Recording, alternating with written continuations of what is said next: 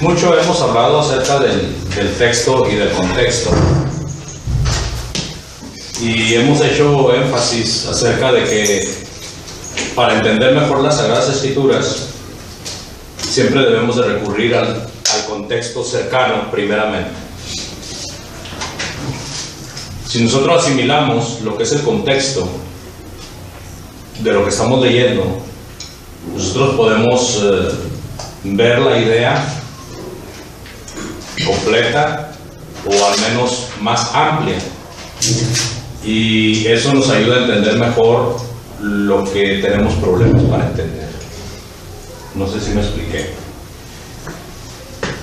Por ejemplo, el carcelero de Filipos. ¿Todos saben del carcelero de Filipos o alguien no ha oído del carcelero de Filipos? ¿Usted ha oído del carcelero de Filipos? ¿Usted, Kevin? ¿Ustedes, hermana Verónica, usted sí ha oído de él? Octavio, Xochitl, Cecilia, ¿usted ha oído del carcelero de Filipos, hermano? Hechos 16, por favor.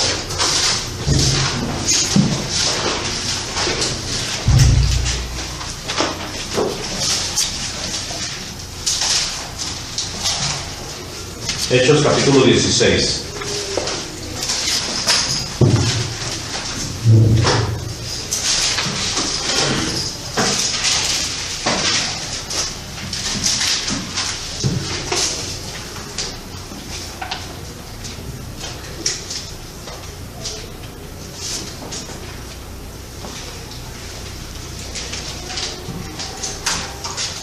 Versículo 23 en adelante. Ponga atención por favor en la lectura. Hechos 16 del 23 en adelante.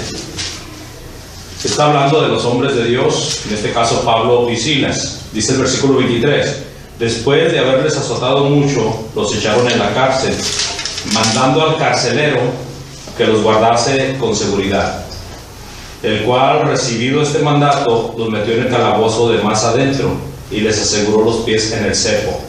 Pero a medianoche, orando Pablo y Silas, cantaban himnos a Dios, y los presos los oían. Entonces sobrevino de repente un gran terremoto, de tal manera que los cimientos de la cárcel se sacudían, y al instante se abrieron todas las puertas, y las cadenas de todos se soltaron. Despertando el carcelero, y viendo abiertas las puertas de la cárcel, sacó la espada y se iba a matar, pensando que los presos habían huido. Mas Pablo clamó a gran voz diciendo: no te hagan ningún mal, pues todos estamos aquí. Él entonces, pidiendo luz, se precipitó adentro y temblando se postró a los pies de Pablo y de Silas, y sacándolo les dijo: señores, ¿qué debo hacer para ser salvo? Ellos dijeron: cree en el Señor Jesús y serás salvo, tú y tu casa. Este cuadro es un cuadro muy famoso. La mayoría de los religiosos hablan mucho acerca del carcelero de Filipos. Pablo y Silas están predicando el evangelio en Filipos, una ciudad de alguna región del Imperio Romano, y están predicando el evangelio, y por causa del evangelio se causa un gran problema, un gran alboroto, porque personas acusan falsamente a Pablo y a Silas de que están alborotando la ciudad con doctrinas extrañas, con doctrinas raras. Y entonces esto hace que se ordene de que Pablo y Silas sean metidos a la cárcel. Pablo y Silas son metidos a la cárcel y son asegurados en el cepo, dice ahí la escritura. El cepo era una forma de amarrar a los presos para que no tuvieran facilidad de movimiento. El cepo era una cosa así que pegaba con otra cosa abajo, y aquí a veces aseguraban la cabeza de la persona. O sea, un tronco arriba de otro tronco con un hueco para la cabeza, como la yunta que estuvimos viendo. Pero también había esta clase de cepo para los pies, de tal manera que podían asegurar los pies con un tronco arriba y un tronco abajo, de tal manera que aquí quedaban los pies amarrados para que la gente no se moviera. Entonces fueron atados al cepo. Podía ser en la cabeza, podía ser en los pies, no sabemos, o en las manos. También había cepos para las manos. Ese era el cepo que menciona aquí las Sagradas Escrituras, y fueron metidos hasta lo más profundo de la cárcel, lo que es conocido muchas veces como el calabozo. Pero ¿qué estaba haciendo Pablo y Silas? Estaban presos por predicar la palabra de Dios. Debían de estar tristes, debían de estar angustiados. ¿Qué nos va a pasar? ¿Qué nos van a hacer? Pero ellos estaban cantando himnos a Dios, como los himnos que entonamos aquí, como los himnos que entonamos allá arriba, como los himnos que están en el himnario, como los himnos que están en los salmos.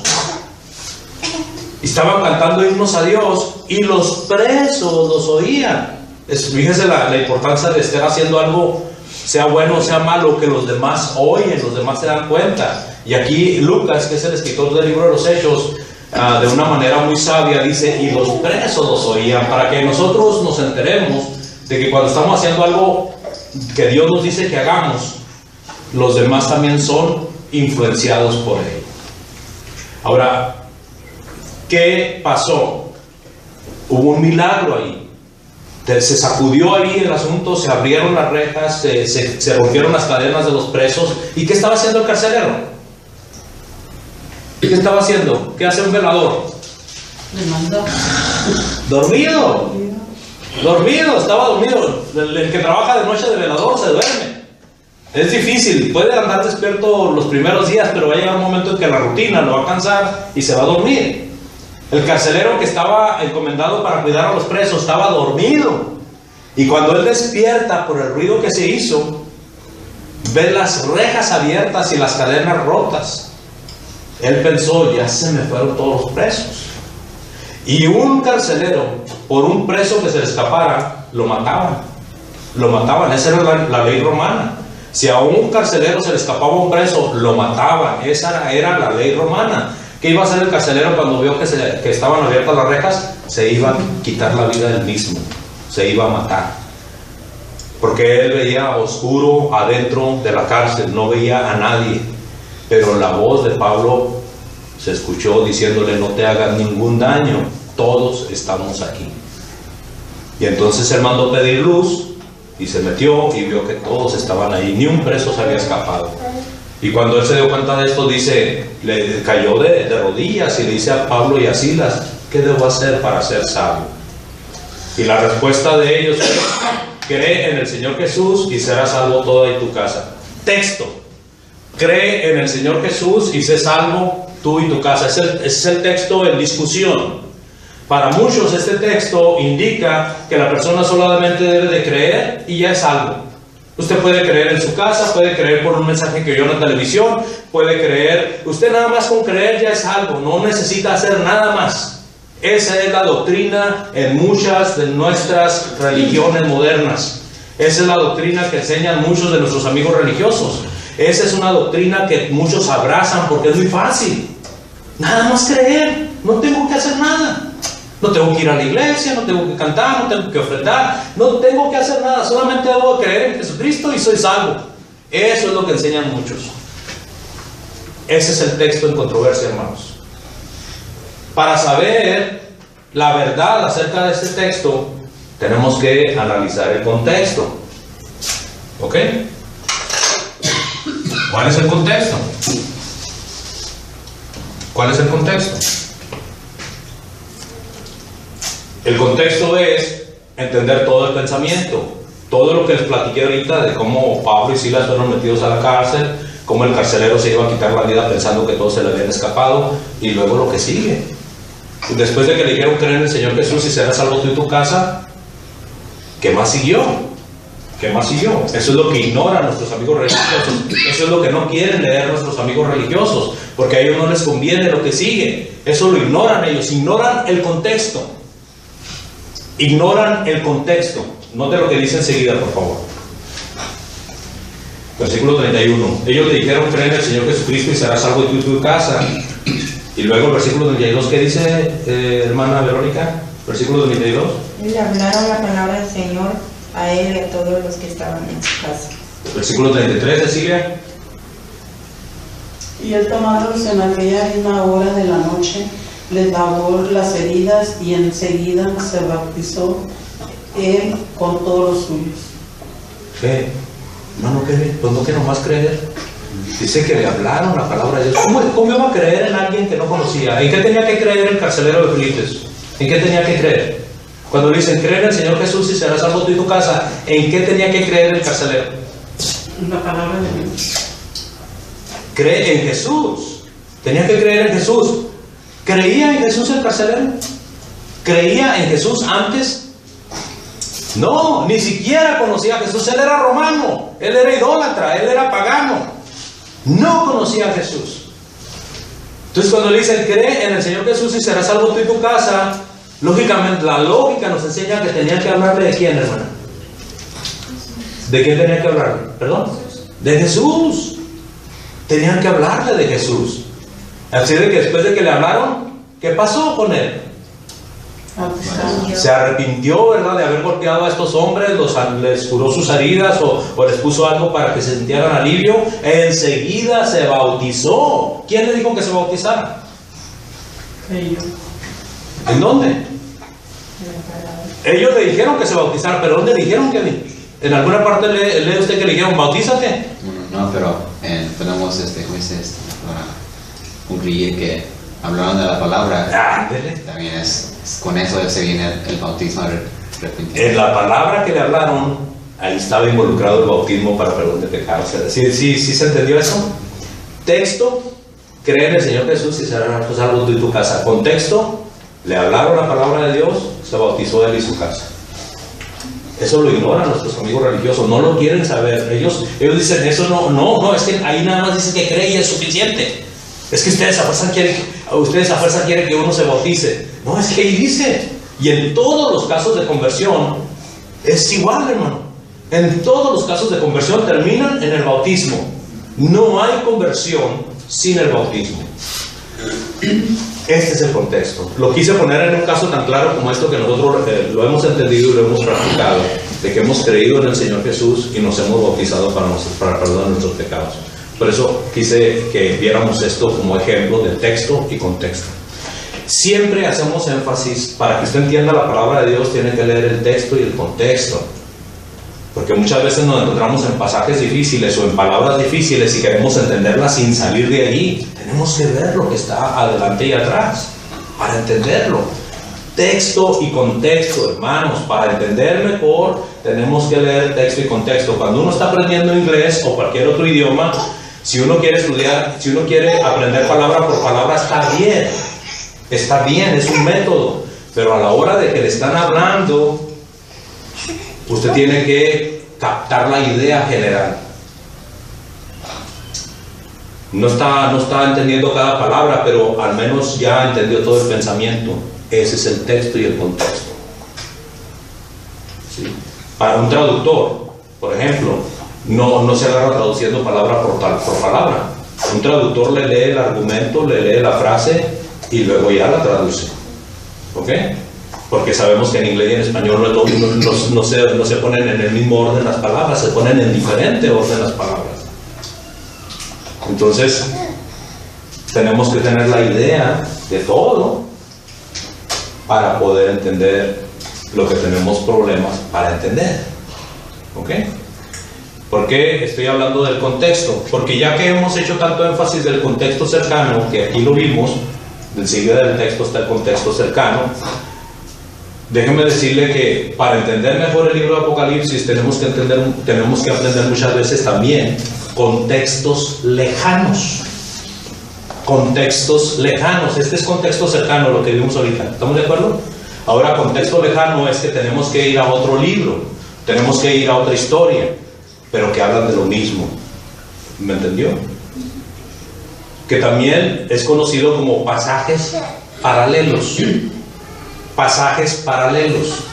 Entonces, para entender mejor el libro de Apocalipsis, muchas veces tenemos que echar mano de lo que dice otro libro que está hablando de lo mismo. Para entender muchas figuras que en el libro de Apocalipsis se nos enseñan, tenemos que saber que hay otras partes de la Biblia que también hablan de estas figuras. Ese es el punto, es a donde los quiero llevar, es a donde queremos ir. Vamos a ver algunos contextos lejanos para que podamos aprovechar para Apocalipsis para entender mejor cuando estemos ahí. ¿Alguna pregunta o comentario de lo que se ha hablado? Por favor, no quisiera que quedaran dudas porque estoy tratando de hacerlo lo más básico posible y lo más sencillo posible para que avancemos, hermanos. Si hay alguna duda o alguna pregunta, con toda confianza, no se avergüence. Todos empezamos de cero. Todos empezamos de cero y tenemos que ir caminando de uno en uno. No podemos avanzar de 5 o de 10, tenemos que ir avanzando de uno en uno. Entonces, si nos queda un hueco de aprendizaje, no vamos a entender lo que sigue, o vamos a batallar más para entender lo que sigue. ¿Alguna pregunta o comentario? Y cuando digo un hueco de aprendizaje, ¿se entiende? Si queda un hueco en el aprendizaje, vamos a batallar para entender lo siguiente. ¿Qué se entiende por un hueco de aprendizaje? Si queda algún espacio de que esto no lo entendí y lo dejamos así sin preguntar, ese es un hueco. Es como un hoyo que queda ahí. ¿Sí?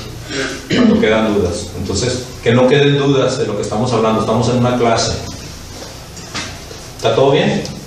¿Texto y contexto lo entendemos bien? Ahora sabemos mejor que cuando estamos leyendo la Biblia y no entendemos algo, tenemos que analizar bien el contexto. ¿Ok? Los únicos escritos que son aislados uno de otro, en su mayoría, son los proverbios. Porque los proverbios, cada proverbio es un pensamiento completo. Cada proverbio es un pensamiento completo. ¿Ok? Pero aún así, en los proverbios también se separa por temas. Aunque cada proverbio es un pensamiento completo, de todo modo está separado por temas. ¿Ok? Bueno, Apocalipsis. Viendo a algunos escritos del Apocalipsis y considerando su contexto lejano, que me ve que ando perdido aquí.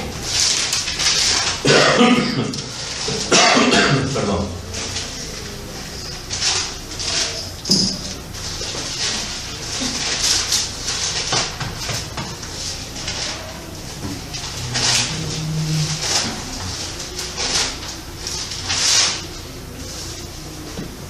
En Apocalipsis capítulo 4:2, por favor. ¿Cómo dice? Apocalipsis 4:2 y 3.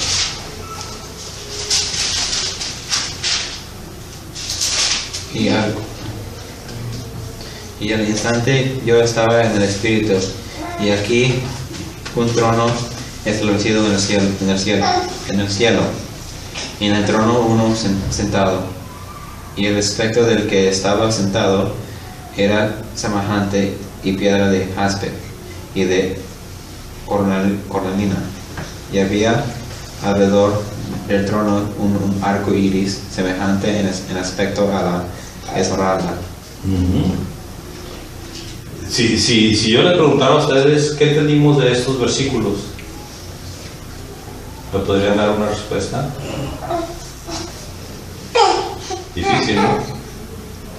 Porque está hablando en puro sentido figurado, está hablando de una visión que Juan tuvo y difícilmente entendemos a qué se refiere. Lo vamos a entender cuando estemos estudiando el capítulo 4 de Apocalipsis, pero déjenme decirle que para ayudarnos a entender, no hay otra parte aquí en Apocalipsis que habla de lo mismo, ahí en el capítulo 10 del 1 al 3, por favor. Apocalipsis 10 del 1 al 3. Apocalipsis 10 del 1 al 3.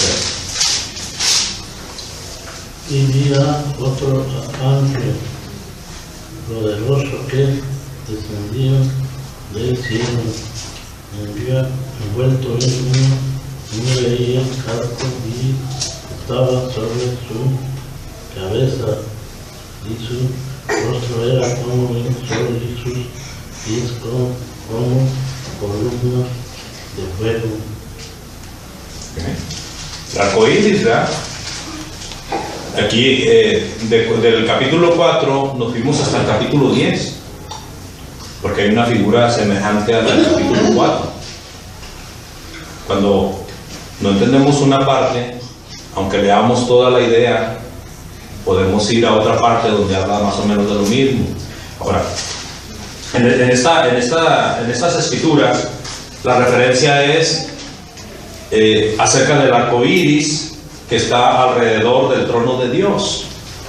Hay un contexto lejano, o más lejano todavía, que encontramos en Ezequiel 1:22. Ezequiel 1:22.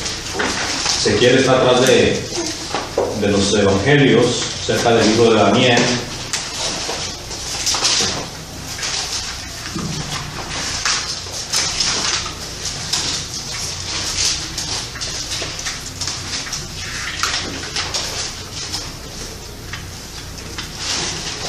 Ezequiel 1. Venga, por favor. Y sobre las cabezas de los seres vivientes aparecía una esparción a manera de cristal maravilloso extendido encima sobre sus cabezas. Hasta el 28, hermano.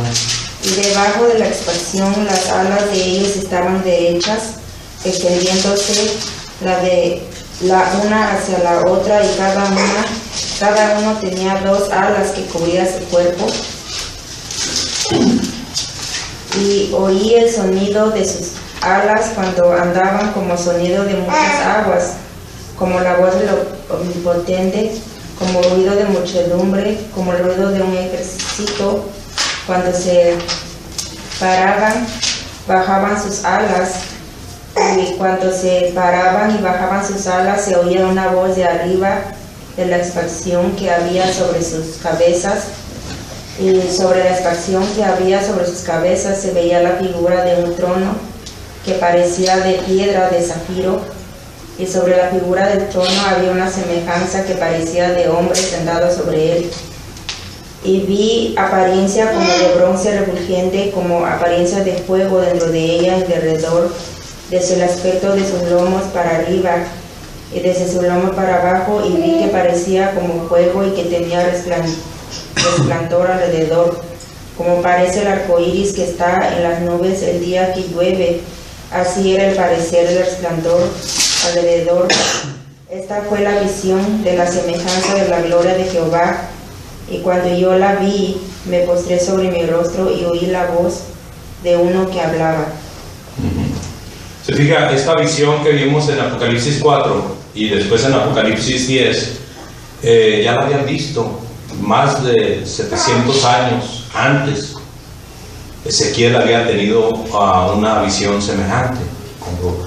Aquí el punto central de esta visión es el trono de Dios, representado por la gloria del arco iris. El arco iris que sale después de la lluvia. Sí, en la gloria de Dios hay una luz resplandeciente y hay un arco iris en el trono del Señor. Entonces, cuando nosotros estemos estudiando en Apocalipsis, vamos a hacer viajes indudablemente a otros libros de la Biblia que hablan del mismo tema, de la misma visión en este caso, para entender un poco más. Ahí podemos enriquecer sabiendo qué era lo que estaba pasando en Ezequiel y luego qué es lo que está pasando en Apocalipsis. ¿Sí me explico? Para entender mejor. Hay contexto lejano que nos ayuda a entender mejor también. Cuando no entendemos lo suficiente con el contexto cercano, tenemos que ir al contexto lejano. No sé si hay alguna pregunta de esto. Lo voy a poner ahora en un tema tan conocido como el bautismo, otra vez volviendo al bautismo. El contexto cercano del bautismo. Por ejemplo, cuando el Señor Jesucristo dice: vayan y prediquen el evangelio a toda criatura. El que creyere y fuere bautizado será salvo, mas el que no creyere será condenado. Marcos capítulo 16, versículo 15 y versículo 16. ¿Cuál es el contexto cercano? Que los apóstoles salieron predicando el evangelio con el propósito de que gente se arrepintiera y fuera bautizada para el perdón de pecados. ¿Cuáles son otros contextos del mismo cercanos, pero no tan cercanos? No en el mismo libro, no arriba y abajo del texto, pero un poquito más adelante. El libro de los Hechos, todas las conversiones fueron bautizados para el perdón de pecados. El que creyere y fuera bautizado será salvo, mas el que no creyere será condenado. Todo el libro de los Hechos es el contexto del bautismo. Pero quisiéramos encontrar todavía casos más lejanos que nos ayuden a entender mejor el bautismo, desde Génesis, desde Éxodo. Habla del bautismo, ¿sabe usted eso? ¿Sabe usted que desde Génesis habla del bautismo? No habla del bautismo así directamente, pero hay símbolos del Génesis o cosas que pasaron en el Génesis que se usan como símbolos para el bautismo. Ya captamos mejor, ¿verdad? En Pedro, creo que es en la primera carta de Pedro, por favor. El de Pedro. 3:21. Ah, el 3:21, ok. A ver, vamos ahí.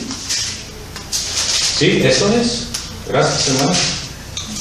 Dice ahí la escritura que el bautismo que corresponde a esto ahora nos salva, no quitando las inmundicias de la carne, sino como a una aspiración de buena conciencia hacia Dios por la resurrección de Jesucristo. Estaba hablando de el bautismo en figura que había sido representado en algunas partes del libro de Apocalipsis. Por ejemplo, versículo 20 dice: los que en otro tiempo desobedecieron cuando una vez esperaban la paciencia de Dios en los días de Noé, mientras se preparaba el arca, en el cual pocas personas, es decir, 8 fueron salvadas por agua. Versículo 20: 8 personas fueron salvadas por agua. ¿Cuáles fueron estas 8 personas? Noé y su familia. Noé y su familia. Noé, su esposa, sus 3 hijos y sus 3 nueras. Fueron salvadas por agua. Y luego dice el bautismo, o sea, a eso le llama Pedro bautismo, lo que pasó con Noé y esas 8 personas. Dice el bautismo que corresponde a esto ahora nos salva. Se fija, desde el Génesis el bautismo está representado en la figura de las 8 personas que fueron salvas por medio del agua, en la figura del arca. El arca solamente sirvió como transporte, pero lo que salvó a estas personas fue el agua, porque fue el agua la que los mandó al lugar de no destrucción. El agua sirvió para destruir, pero también sirvió para salvar a estas personas. Entonces, desde el Génesis, que es donde se habla de Noé y donde se habla de estas 8 personas que fueron salvas, ya estaba la figura del bautismo. Un contexto muy lejano. Estábamos hablando de Marcos, estábamos hablando de Hechos, y luego nos regresamos hasta Génesis para ver que desde allá se está hablando del bautismo. Pero también fue por la obediencia, porque nomás ellos creyeron. La demás gente no. Sí, pero lo que salvó a estas personas fue el agua. O sea, Dios puso el agua para salvarlos. Ellos pusieron indudablemente su fe, su obediencia. Pero lo que Dios puso para salvarlos fue el agua. Lo que Dios quiere que usemos para salvarnos, el agua. Si una persona no se bautiza, no es salva. Ahora, una persona para bautizarse tiene que creer, ¿verdad? Tiene que obedecer. Pero el asunto aquí es que lo que Dios pone es el agua. Lo que Dios pone es el agua. Entonces, esto es una figura de las personas que fueron salvas, y de esa manera, si queremos entender más del bautismo, o si queremos hablar más del bautismo, no vamos a Génesis. No vamos a Génesis. Ahora, si quisiéramos hablar de Jesucristo como Salvador, ¿verdad? Vamos a hablar de los evangelios, y vamos a hablar de la carta de los apóstoles. Vamos a hablar del libro de los Hechos, donde se predicó a Cristo como Salvador. Pero ¿desde dónde se estaba anunciando que Cristo vendría para salvar a la gente? Desde los profetas, pero ¿hasta qué libro nos podemos ir? Génesis. ¿Usted recuerda alguna parte del libro de Génesis que hable de Jesucristo? Moisés, hermano, Moisés habló de Jesucristo. Moisés les habló de Jesucristo, pero Moisés que Dios nos levantaría un profeta y que ahí lo huyeron. Eso, hermano.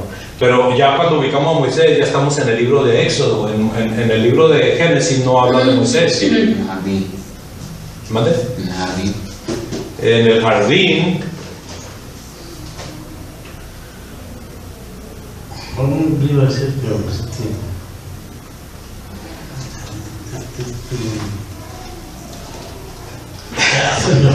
ahorita se acuerda, hermano.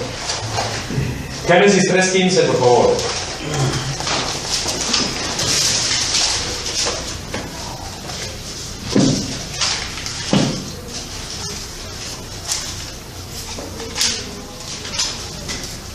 Cuando Eva y Adán pecan, son echados del jardín, son echados del paraíso.